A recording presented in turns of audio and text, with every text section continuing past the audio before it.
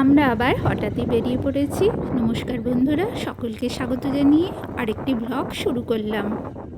ঝুলন মেলা দেখতে এসেছি জামালপুরে। দুদিকে দোকান হয়েছে। এই যে এটা একটা গেট, ঝুলন উৎসবের দোকান হয়েছে।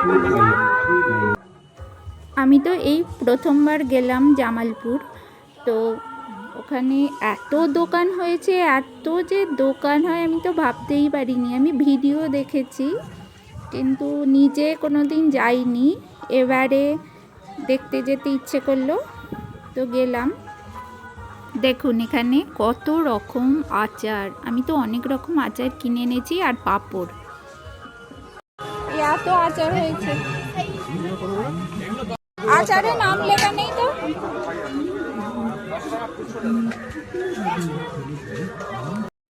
এখানে অনেক রকমের পাঁপড় আছে। তো এই দোকানটা থেকে বেশ কিছু আচার আর পাঁপড় কিনলাম। আনারস, আম, তেঁতুল, বিভিন্ন কত দোকান চারিদিকে।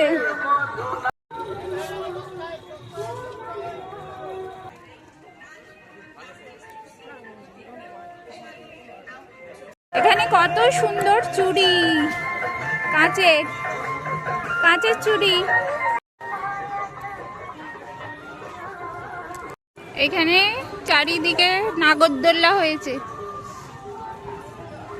নাগরদোল্লা। আর এই যে দামোদর, এখানে এই যে দামোদরের পাড়ে এই মেলাটা হচ্ছে, দামোদর। আর এই যে এখানে মেলা, জামালপুরের ঝুলন মেলা। আর ওই যে এই ব্রিজটাতে ছিলাম, গিয়ে অনেকক্ষণ ছিলাম, ফটো তুললাম, ভিডিও করলাম, দিয়ে মেলা দেখতে এসেছি।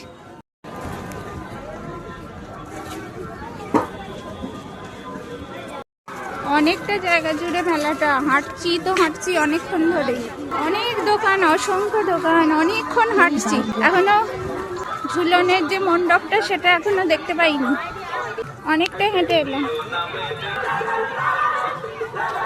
এই যে দামোদরের কিনারে হচ্ছে এই যে মণ্ডপটা, এতক্ষণে দেখতে পেয়েছি। এবার এতক্ষণ হেঁটে আসার পর চলুন রাধা কৃষ্ণের দর্শন করে আসি।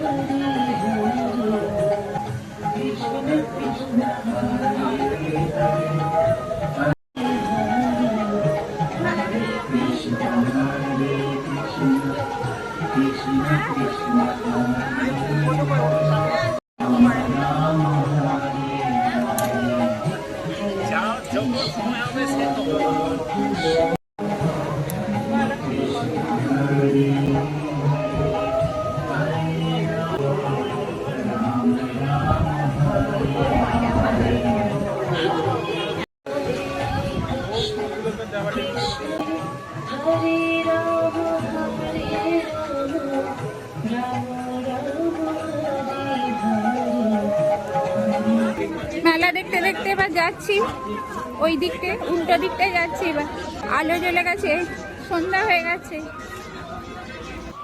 এত ভালো লেগেছে আমার এই মেলাটা, এত দোকান আর এত ভালো ভালো জিনিস পাওয়া যাচ্ছে এই মেলাতে। এই প্রথমবার গেলাম, আর এত বড় মেলা আমি প্রথমবার দেখলাম, তো ভীষণ ভালো লেগেছে।